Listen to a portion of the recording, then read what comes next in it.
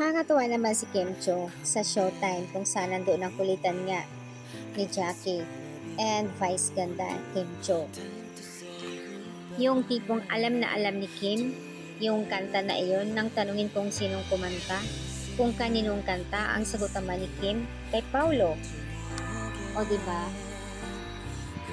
Ito pa, after sabihin ni Vice Ganda na makarma, mamatay, mawawala ng endorsement, na hindi nakapag-deny si Kim. It means, hindi talaga totoo yung una niyang sinabi na wala pa sa ngayon. Kasi nga, kung wala talaga, madali lang for her na sabihin ulit yun. And after Vice said, in those things, pero hindi eh.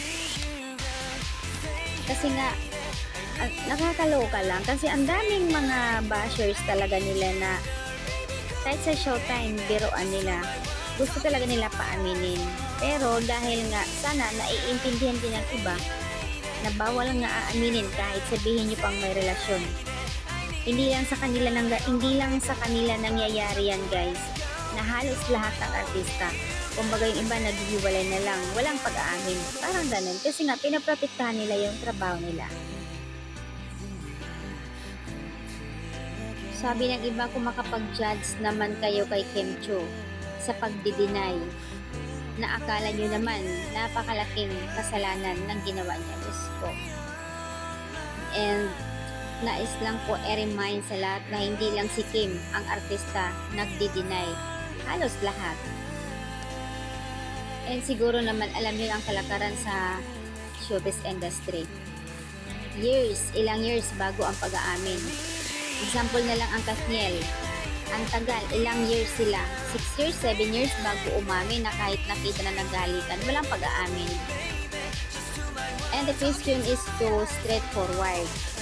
Kung si Kim is not a fast thinker, then malamang nadulas na yan. As a fan, ayaw namin si Kim ang umamin kung anong meron sa kanila. It should be Paulo Avellino dahil lalaki. And we just need to wait for a right time. Someone na malakas ang loob to ask that. So, ayan. Diba? Yung iba hindi nakakaintindi kasi. Ang hirap naman din kasi na hindi kasi si Kim yung taong asyumera. And kung mayroon man unang aamin, of course, ang lalaki, hindi si Kim. At mahirap naman na i-judge nyo kaagad si Kim na dinideny, ganun din si Paulo, wag naman kung ganun. If you analyze it, Kim is so smart enough, sorry sa bashers pero who are always saying na siya ang gumagamit ng utak palagi. It's the opposite. Mautak lang talaga siya, ang bilis makakatch up. Kung yung iba, madali mahuli pero sa salita, pero si Kim hindi eh. Ang bilis. So, nais lang po i-clear, both Kim and Pao are not yet ready to admit their relationship. And that's their choice. So, sa mga fans, don't have to write the questions na bakit hindi umamin, bakit dinideny. Wag nyo silang pangunahan, guys, kasi alam nila ang ginagawa nila at kung kailan sila aamin in the right time.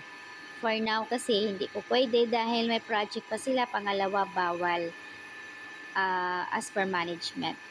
So kung alam nyo ang kalakaran ng showbiz industry, dapat naunawaan nyo.